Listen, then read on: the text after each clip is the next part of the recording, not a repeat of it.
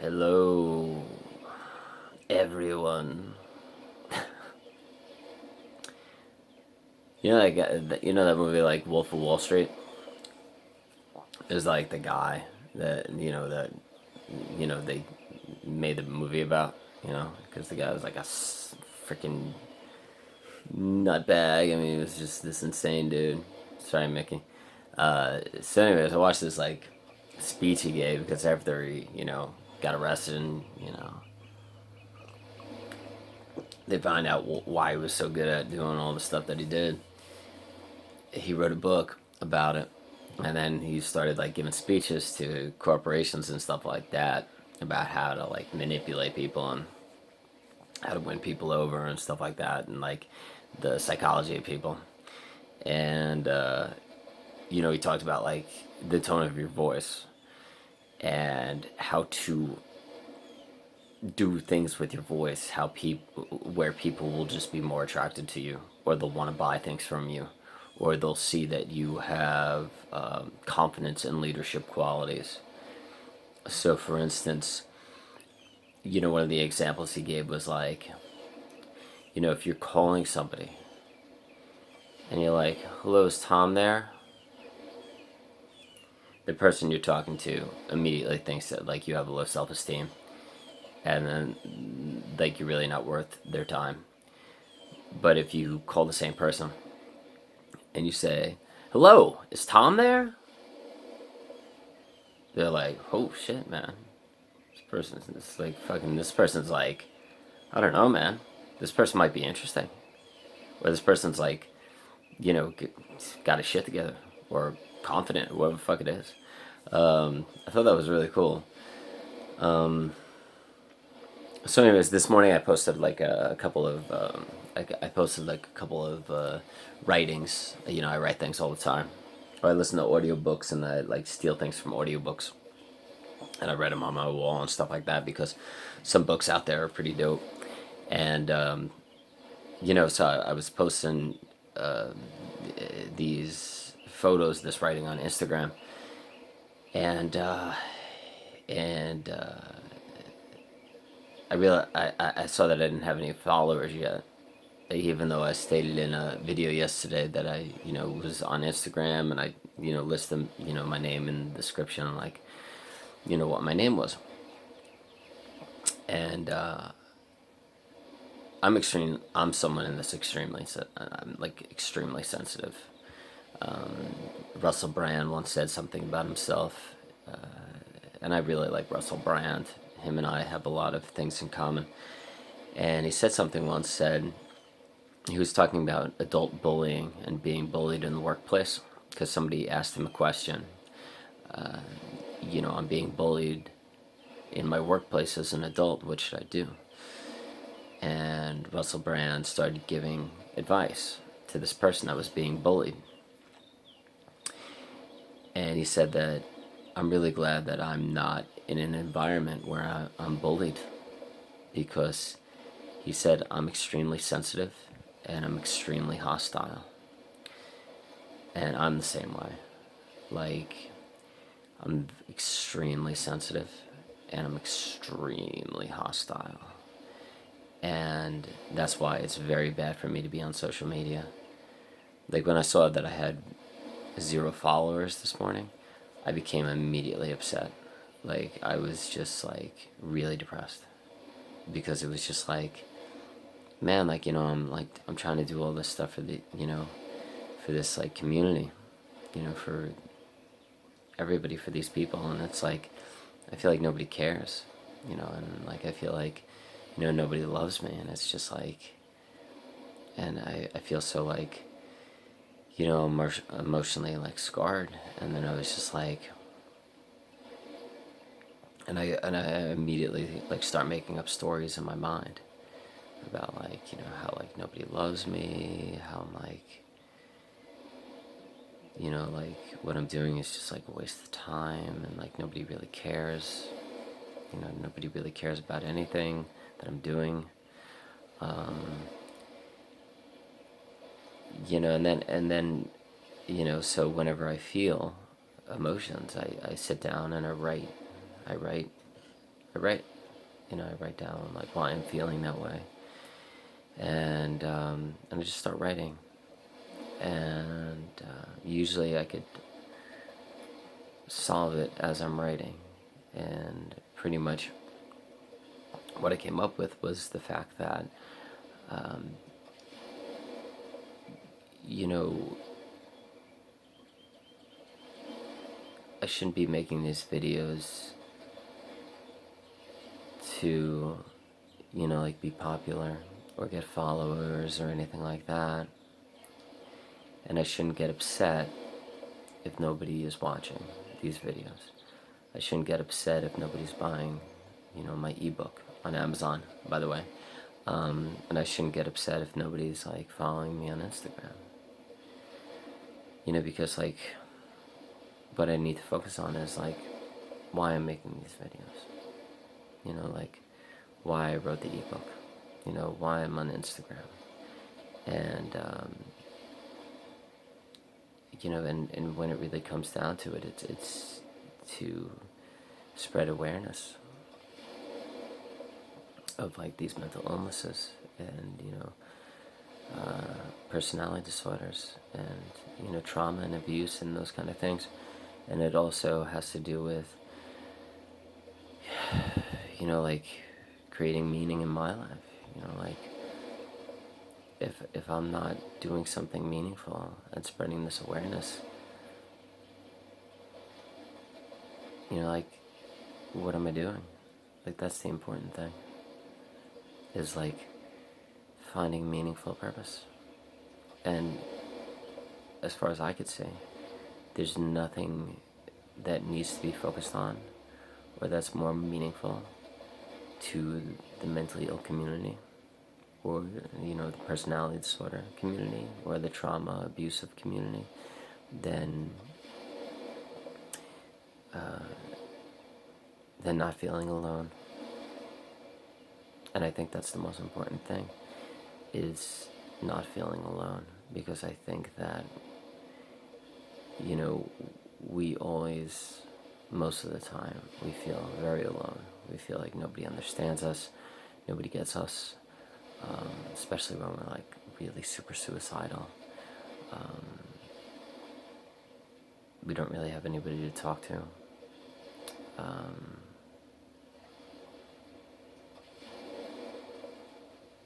Most of us can't function enough to have a job, so we spend a lot of time inside by ourselves, watching things or things like that. And somebody asked me about a week ago if I follow any of those borderline personality disorder chat rooms, or mentally ill or bipolar chat rooms, or suicidal depressed chat rooms. And I've never really given it a just opportunity. I've never really given it a fair time trial. I remember I only did it once because one of my good friends, he's like super, super depressed. And he said that he was on this chat room and he could just, talk and express himself. So I went on one of the chat rooms, and like the first 4 or 5 comments that I heard, that were listed were like, fuck this, I hate my life, fuck, I want to kill myself. And then the other person was like, yeah man, tell me about it, fuck this life and shit. And I'm like, that's not really helpful at all. I mean, how are you going to heal? How are you going to get better? Like if you're going through things, like grab a notebook and write down your feelings. But if you're writing like, fuck this life, I hate this fucking life, and then somebody else that's really going through like, in a nightmare is like, yeah, fuck this life too, I fucking hate it too.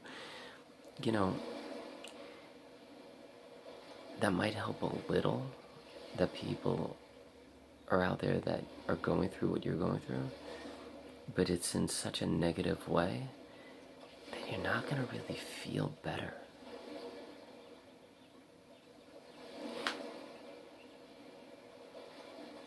Like, we need more people out there that are doing, like, pretty much like what I'm doing, where you're really going into it and you're talking about it, but you're not ruminating on how awful life is, and you're not spreading that horrific message. And I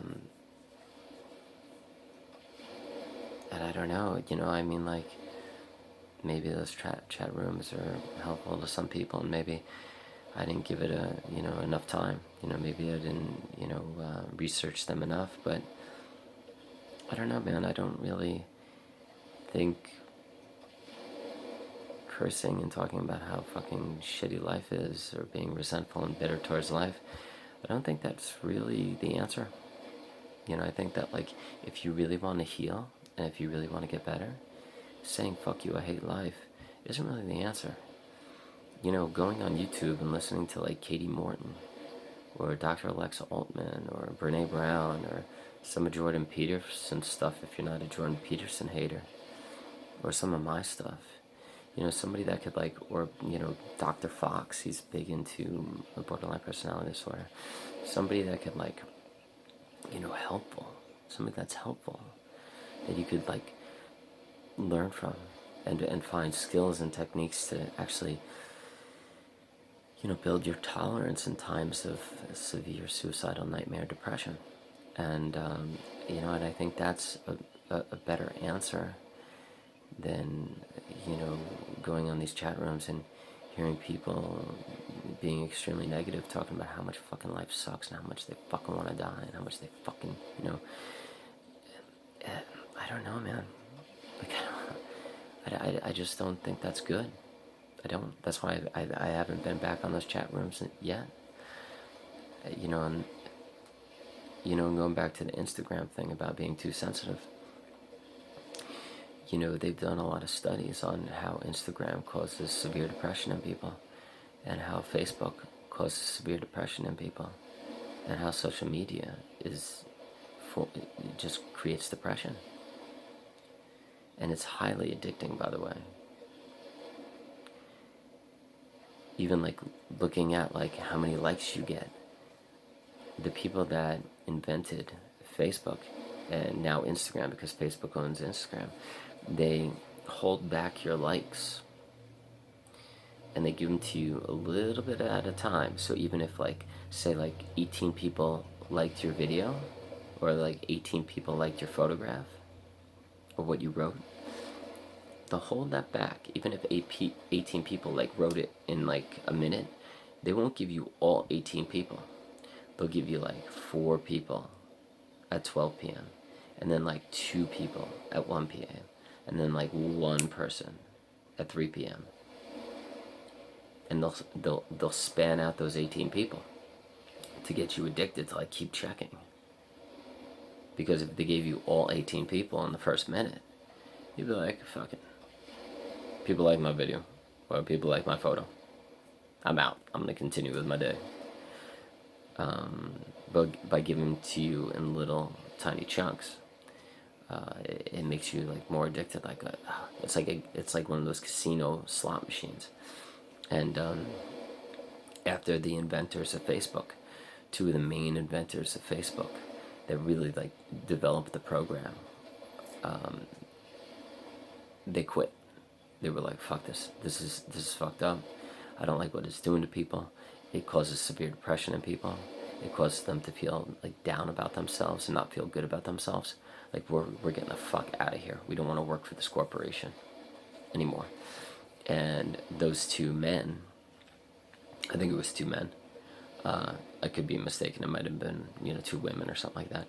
But when they left Facebook, they went on the record, and they went on, whether it was social media or magazines or newspapers, and they talked about how they won't let their own children on Facebook because it, like, destroys your mind. It makes you highly addictive, and it makes you severely depressed. And they designed it to do that, to fuck with you and make you addicted to it. And they actually told the public to get off it. the public should not be on Facebook. And now that Facebook owns Instagram, Instagram's the same way. So what those two people said, they used to work for Facebook, same thing for Instagram. Like, I was in a really good mood this morning, and as soon as I went on Instagram, I immediately got depressed because I felt like nobody loved me. You know, and it all comes back to, like, I'm not good enough. What I'm doing is not good enough. Nobody loves me. Instagram's really fucked up, man. So is Facebook. Any social media form. Even with these YouTube videos.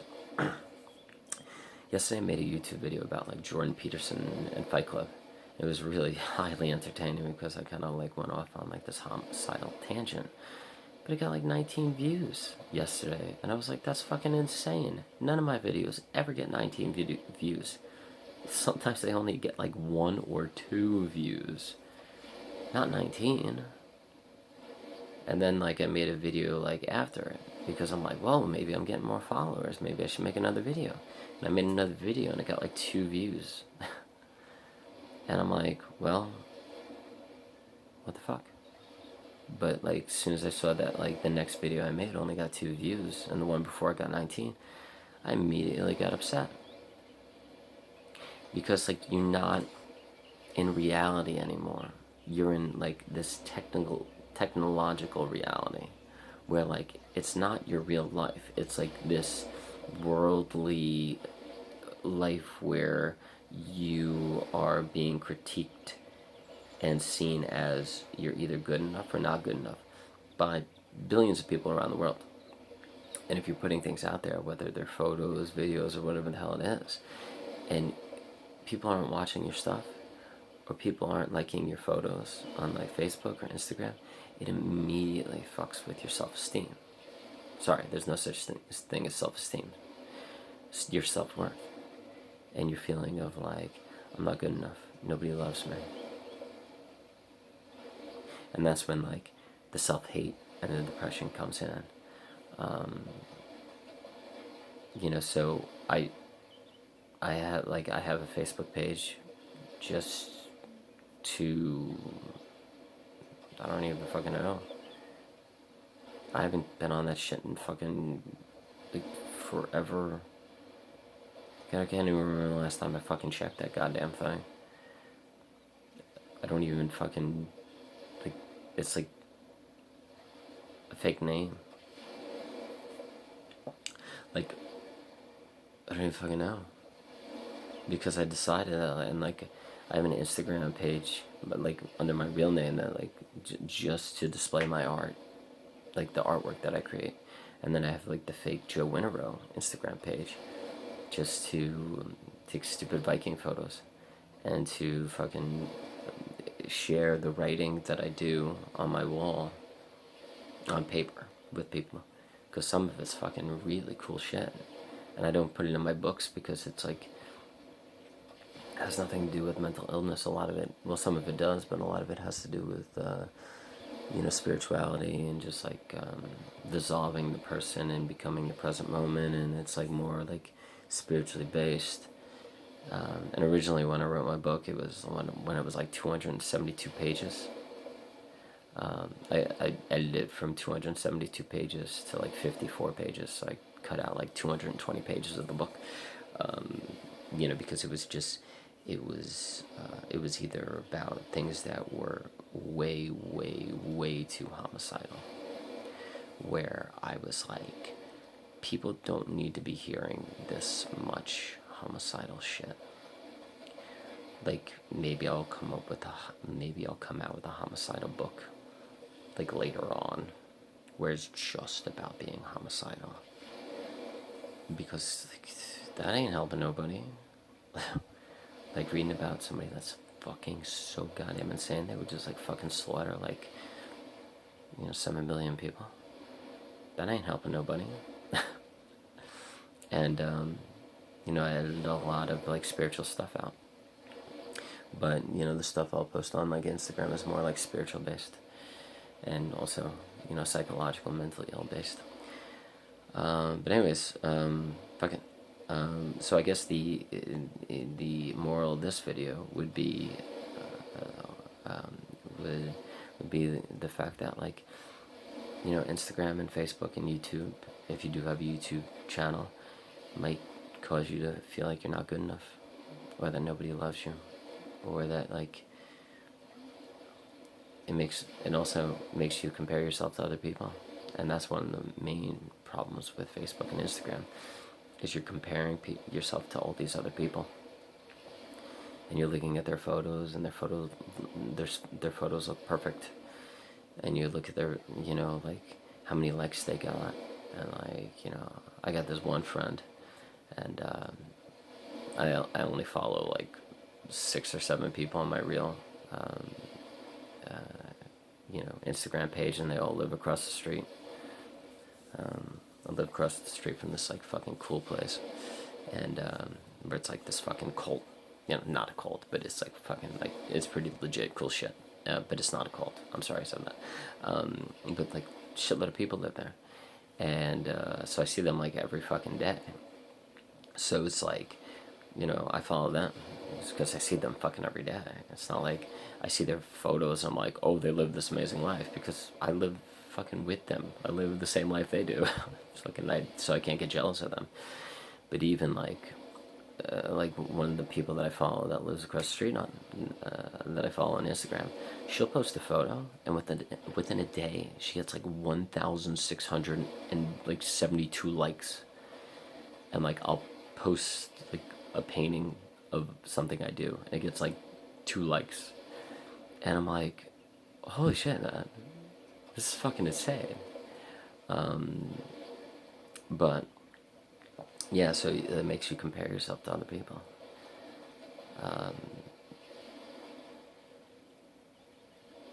And especially if you're following, like, musicians, rock stars, you know, like, you know, movie stars, famous people, shit like that.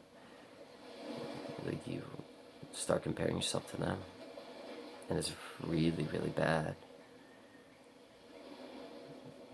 Because as soon as you start comparing yourself to people, like, you immediately go into this, like, you know, I'm not as good as them, or I'm better than they are, and it's not good. I was comparing myself to somebody this weekend, and I got this really wise Zen brother-in-law, and you know, I'm very vulnerable, and I'm definitely a truth teller. And I think that's why I have so many close people in my life, because, like, if something's going bad, I have the hard conversations, like, because the hard conversations are the best conversations, because you're not holding on to anything. If you feel a certain way, like, you just sit down with somebody in a calm way, and you be like, listen, you know, like, I feel like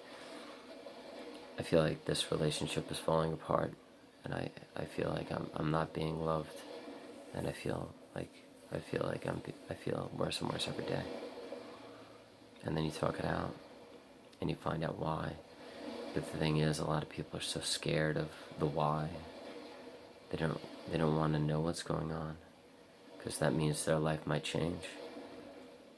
That might mean the person that they express themselves to, that they're truthful and vulnerable with, that they have those hard conversations with, they might be told that, like, I don't love you anymore.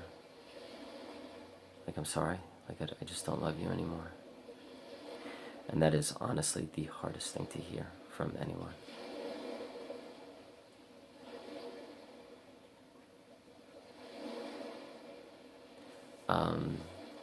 Because that means immediately, like, your world falls apart.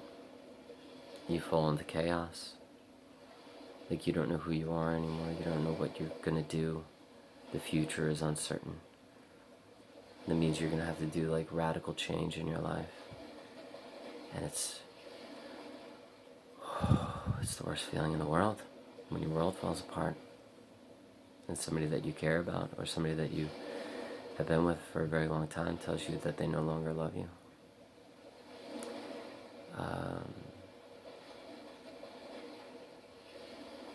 But I think once you build up the strength,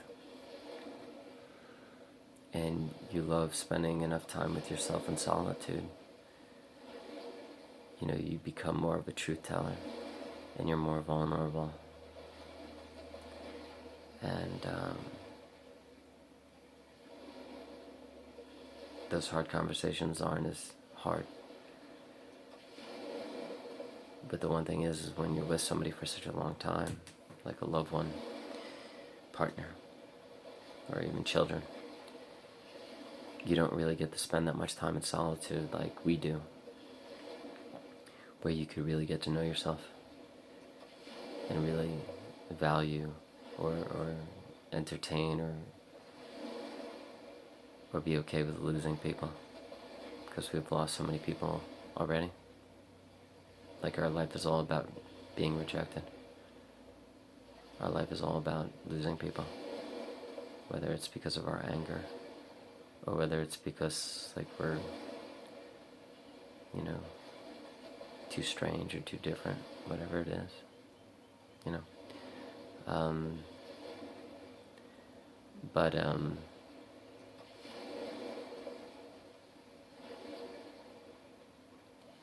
yeah, so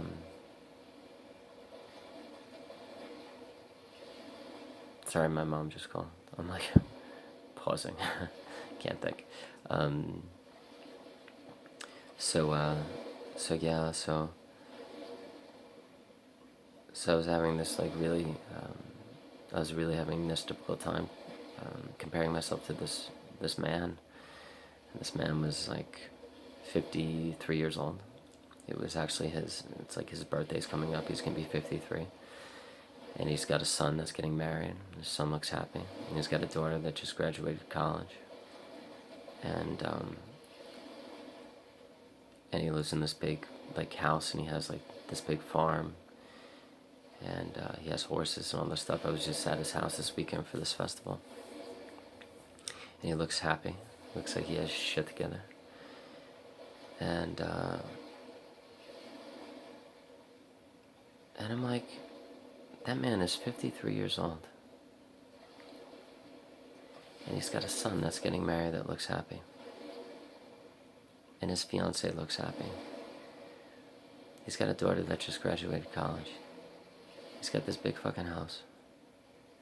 He's successful. Like, and I'm 42. And I'm like collecting government checks. And I live in a fucking room. Because I can't keep a job. Because I can't function. Because I go from being suicidal to being homicidal in the same day. I cry and I don't even know why. Didn't mean to rhyme there. And I'm like I'm just not good enough. I'm just not good enough. Like, and I don't understand what happened, what went wrong in my life, and why I can't have what this man has. This man that's only 11 years older than me. And I was thinking about this, thought about it a couple of times, and we got back from the festival, and it was me and my brother-in-law sitting in the fireplace room at his house, and I was like, I started comparing myself, and I was talking to him, and I said, I started comparing myself to the guy that was holding the festival, and then I rattled off the reasons why I just told you. And he said, you know what, he's like, different histories, different stories. Like it's just, and it's toxic to think that way. You can't think that way, man. Like you just can't. Like it'll just fucking drive you crazy. And you'll be like deeply, deeply unhappy. Like you can never compare yourself to anybody. Jordan Peterson wrote this book called like The 12 Rules. And one of the rules is never compare yourself to anyone. Only compare yourself to the person you were yesterday. And that way you won't get into that toxic, ruminating thought process of comparing yourself to other people. thinking that you have it better than other people, which creates ego and not being humble. Or you look at your life and you compare yourself to other people and you immediately get depressed.